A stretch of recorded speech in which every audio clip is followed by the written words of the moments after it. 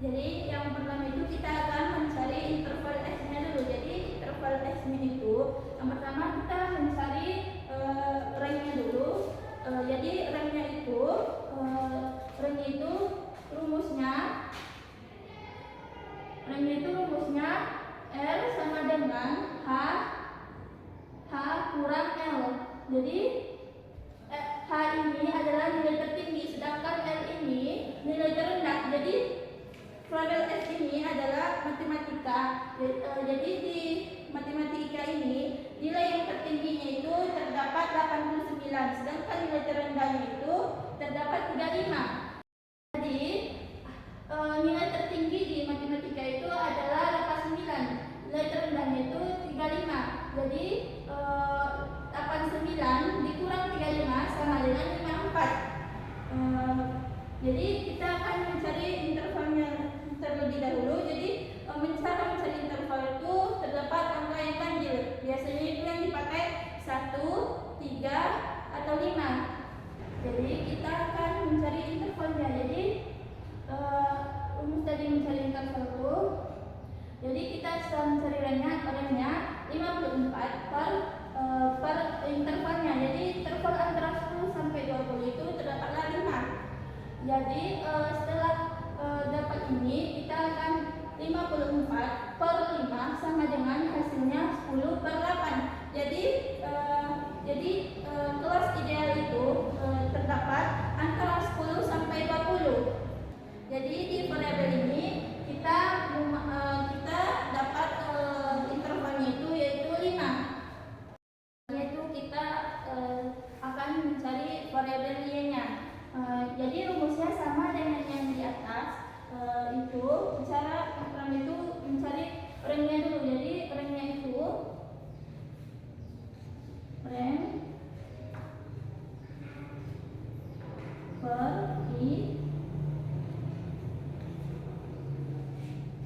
range per h kurang L.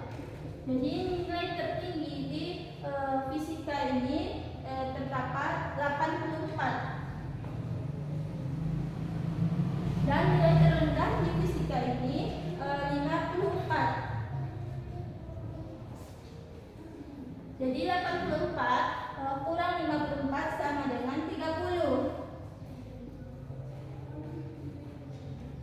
Jadi 30 bagi d. Jadi 30 bagi ini sama dengan itu 10 sampai 20. Jadi terdapatlah interval 3.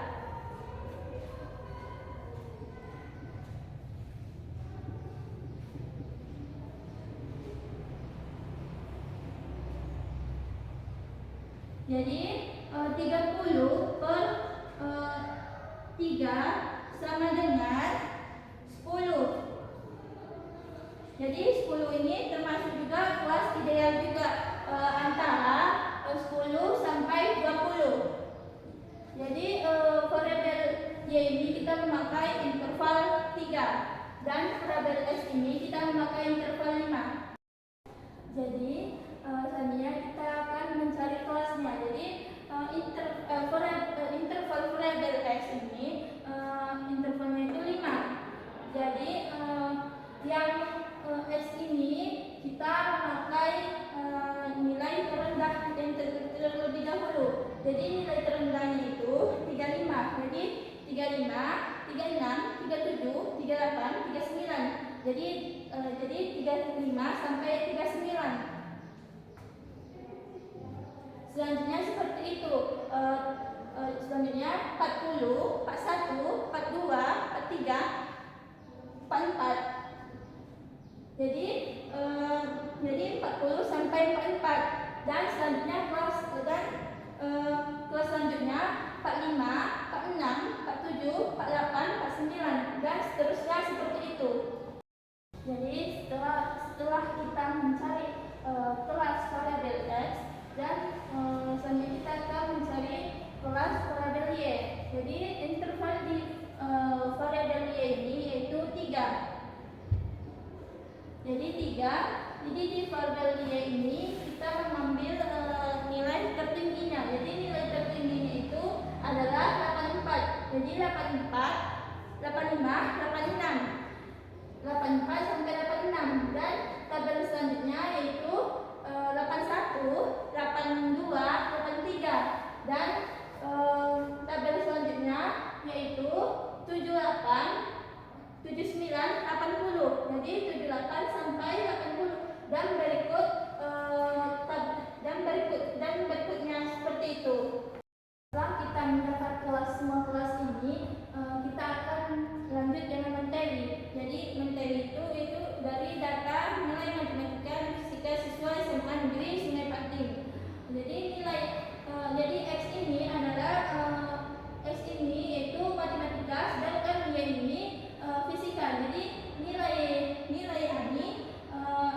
Ani matematikanya itu 35, sedangkan nilai fisikanya itu 55. Jadi letaknya itu 35 ke 55.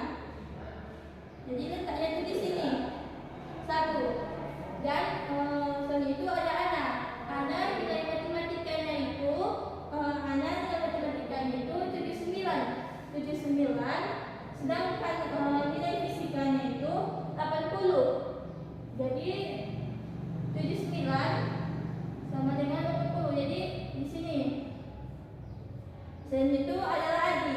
Jadi nilai matematika Adi yaitu 52 di sini 52, sedangkan fisikanya itu 62 berarti di ini. Berarti di sini. Jadi ini.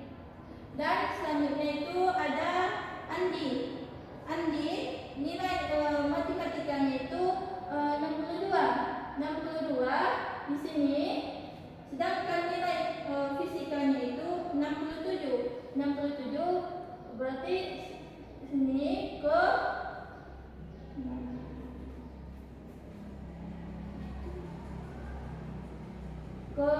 sini. Dan berikut juga cara-caranya seperti itu sampai ke siswa paling terakhir yaitu Rina. Nah, sekarang kita akan mencari nilai Fx dan nilai Fy. Nilai Fx dan Fy ini itu didapat dari jumlah frekuensi dari kolom dan baris yang sudah diteliti tadi. Nah, contohnya untuk mencari Fx. Nah, untuk kolom pertama ini jumlah frekuensinya kan cuma 1, berarti Fx-nya 1.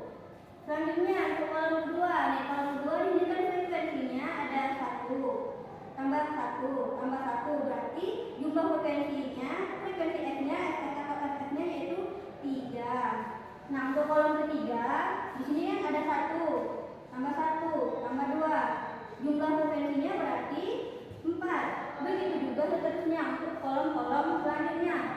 Nah, sama untuk frekuensi Y. Kalau frekuensi X tadi kan dari atas ke bawah. Nah, kalau untuk frekuensi Y berarti dari kiri ke kanan atau baris. Contohnya nih, untuk baris pertama ini kan ada frekuensinya ada 1 tambah 1, berarti jumlah frekuensi Y-nya 2. Untuk baris kedua, di sini frekuensinya ada 1 tambah 1 tambah 2 tambah 1, berarti hasilnya 6. Nah, jumlah frekuensi Y-nya 6. Kemudian ke baris ketiga, frekuensinya 1 tambah 1 tambah 1 tambah 2 tambah 3, berarti 5, 8. Untuk jumlah frekuensi Y pada baris ketiga berarti 8. Begitu juga selanjutnya pada baris-baris seterusnya. Nah, setelah dapat ya nilai Fx, jumlah frekuensi X dan frekuensi Y, berarti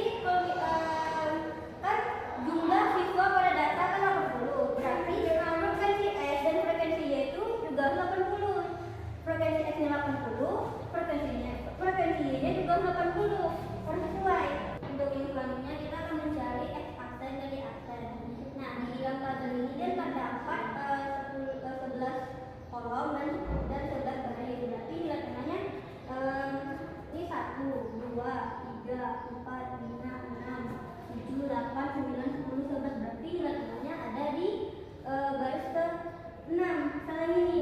Nah, berarti untuk nilai tengah X itu berarti berada di 60 dan 60 sampai ke 64. Berarti di sini nilai tengahnya.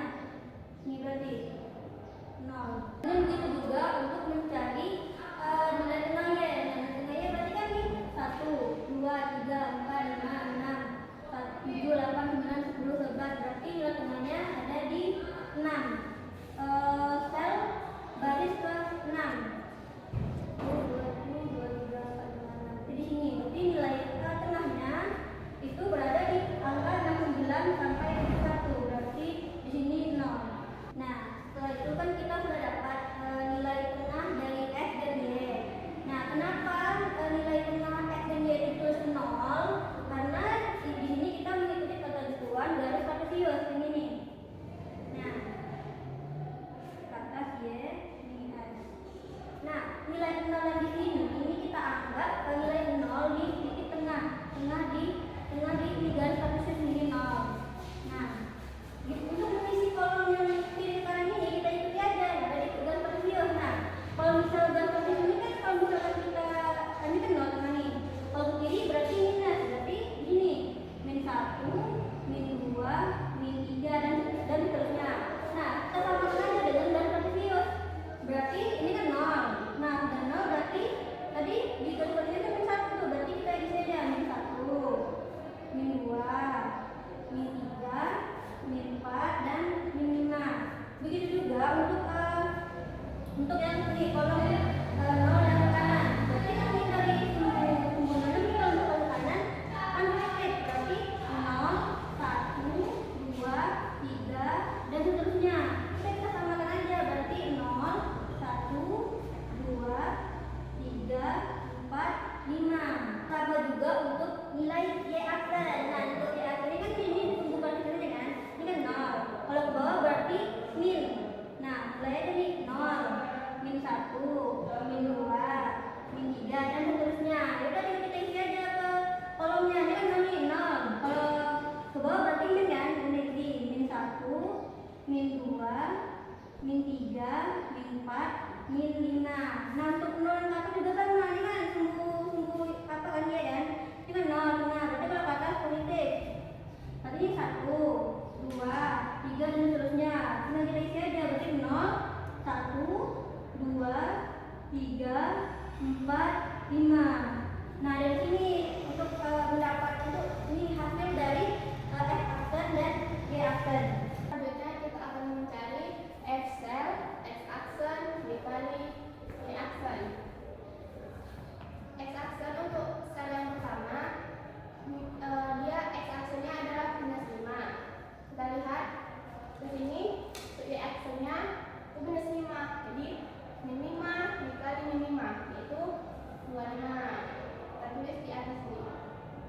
Seterusnya sel yang berikutnya kita lihat X aksennya itu -4 dan Y aksennya itu -5. Jadi 4 dikali -5 yaitu 20. Itu kita lihat sel yang di atasnya. X aksennya itu adalah -4 dan Y aksennya itu -4. -4 dikali -4 itu 16. Begitu seterusnya. Selanjutnya itu kita mencari X aksen dan Y aksen. Nah, untuk mencari kedua ini kita kan maksud dari X aksen ini adalah fx kali X aksen. Ya udah berarti kita kali aja yang ini fx kali X aksen. Tapi contohnya 1 kali -5, -5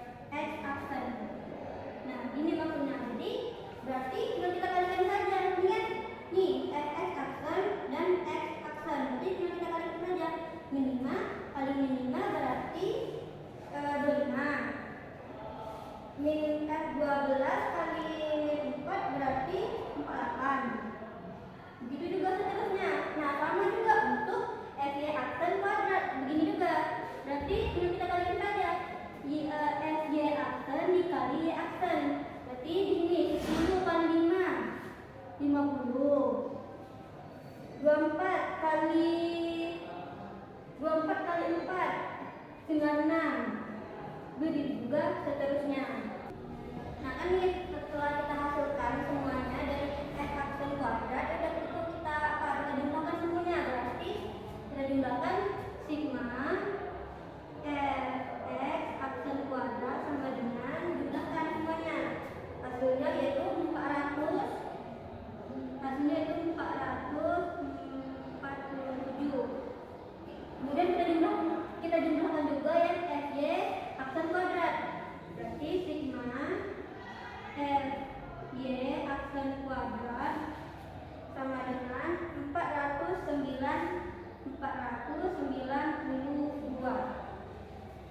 Setelah dapat hasil fx aksen kuadrat, sekarang kita mencari x aksen dan y aksen. Nah, dari mana data itu? Dari mana hasil dari x aksen dan y aksen ini?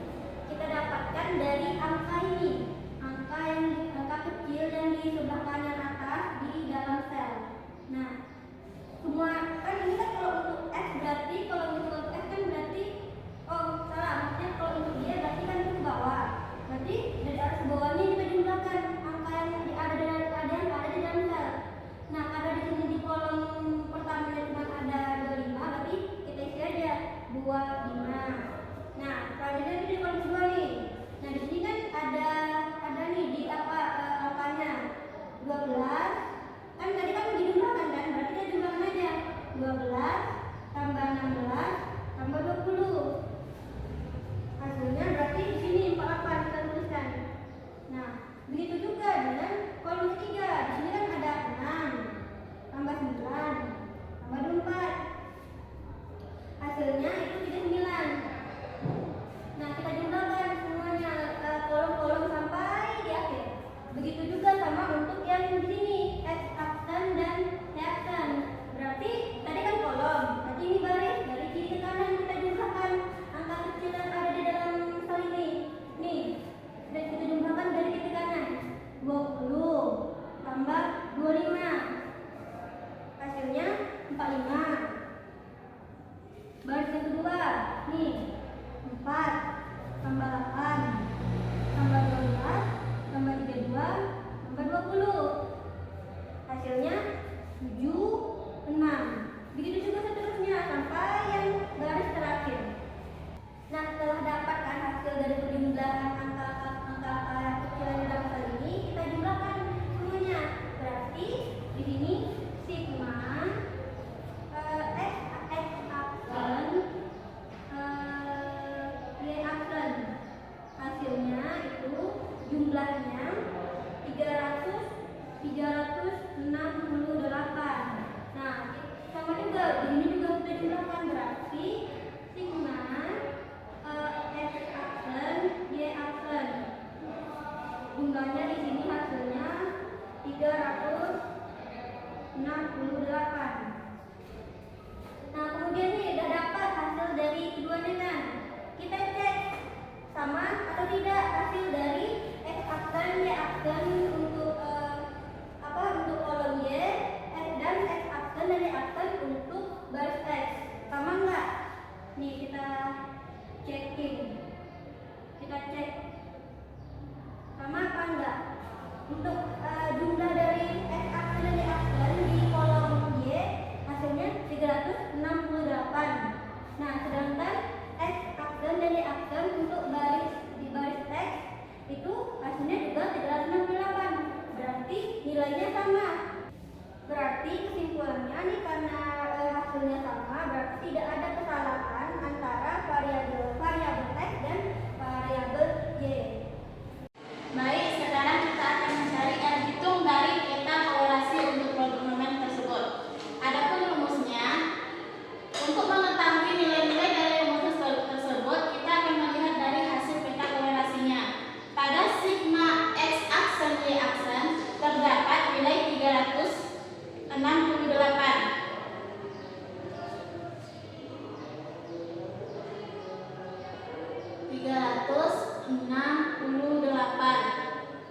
Kemudian sigma fx aksennya kita lihat sigma f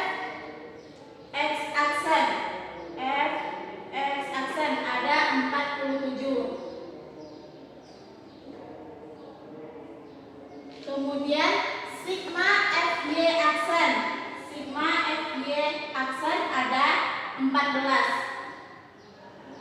Kemudian N-nya kita lihat ada 80. Per akar sigma fx aksen kuadrat. Kita lihat sigma fx aksen kuadrat ada 447. Kemudian sigma fx aksen tadi ada 47. Per n, n-nya 80 kuadrat. Kemudian sigma f y aksen kuadrat. F sigma f y aksen kuadrat terdapat 492.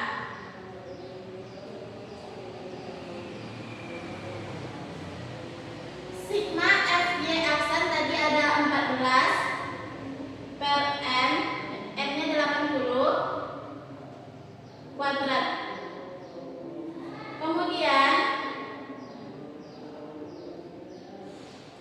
sekarang kita turunkan dulu 368. Nah, kita kalikan dulu 47 dikali 49 itu dapat hasilnya 658 per 80. Akar 447. Nah, kita cari dulu 47 bagi 80. 47 bagi 80 itu dapat hasilnya 0,5875. Karena dia kuadrat, maka kita kuadratkan 0,5875 dikali 0,5875. Kita turunkan dulu 447. Nah, hasil kuadrat tersebut dapatlah hasilnya 0,345.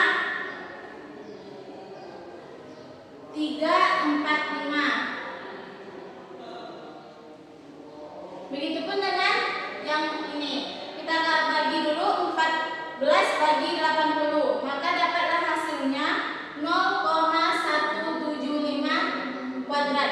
Karena dia kuadrat, maka kita kuadratkan juga 0,175 dikali 0,175. Maka hasilnya kita turunkan dulu 492.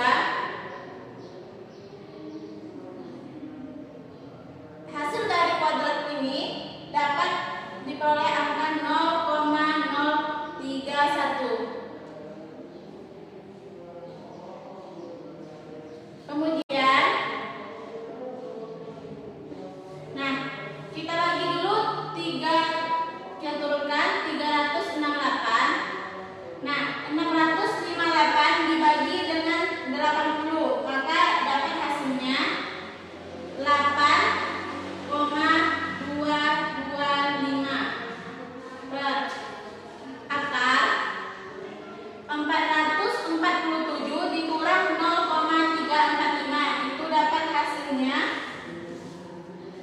446,655. Kemudian 492 dikurang 0,031, maka dapatlah hasilnya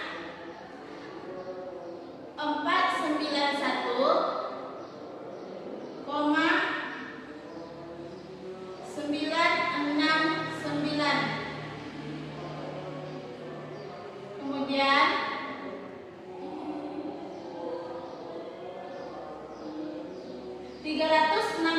kita kurangkan dengan 8,225, dapatlah hasilnya 359,8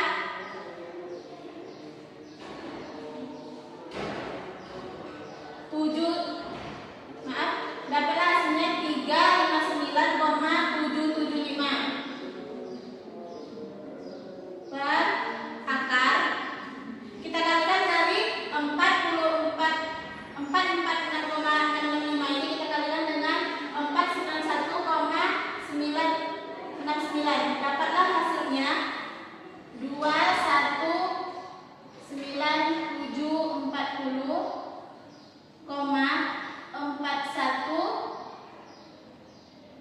37. Nah, karena dia ini akar, maka kita tarik langsung akarnya di sini.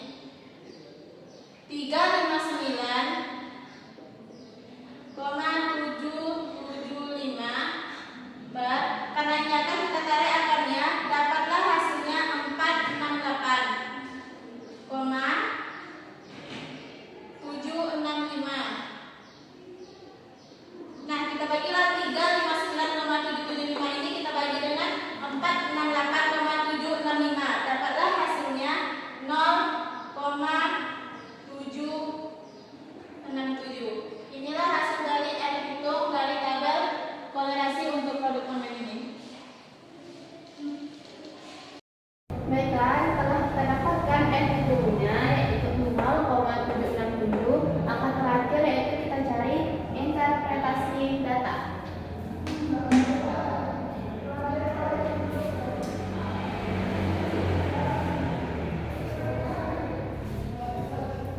Langkah pertama yaitu mencari DF.